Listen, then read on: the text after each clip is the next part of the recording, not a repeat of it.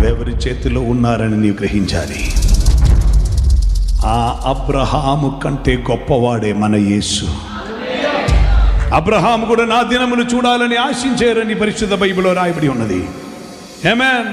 ఈయన మోసే కంటే గొప్పవాడు. కారణం మోసే ధర్మశాస్త్రమును తీసుకుని వచ్చారు, ఈయన ధర్మశాస్త్రమును చేసి ముగించారు.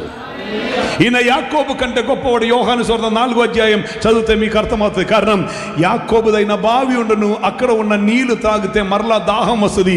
అక్కడ వచ్చి ఈయన ఇచ్చిన నీళ్లు త్రాగినటువంటి వ్యక్తికి ఇక దాహం ఉండదు. ఆయనలోనే ఊరేటి జీవము ఊటయ్యి మారుతుంది. He's greater than Moses, he's greater than Abraham, he's greater than Jacob. ఈయన దావీదు కంటే గొప్పవాడు. దావీదు యొక్క సింహాసనమును మరలా స్థాపించి నిత్యము ఏలుటకు దావీదు కుమారుడుగా వచ్చినటువంటి ఈయన దావీదు కంటే గొప్పవాడు. ఇక చెప్పుకొని పోవాలంటే అనేక మంది, ఈయనలాగే ఎవరు లేదు, ఈయనకి సమమైన వారు లేరు, ఈయనతో పోల్చుకుంటానికి ఎవరు లేరు, ఈయనతో పోటీకి రారెవరు, ఈయనకి సాటి లేరెవరు. Hallelujah. There is none like Jesus.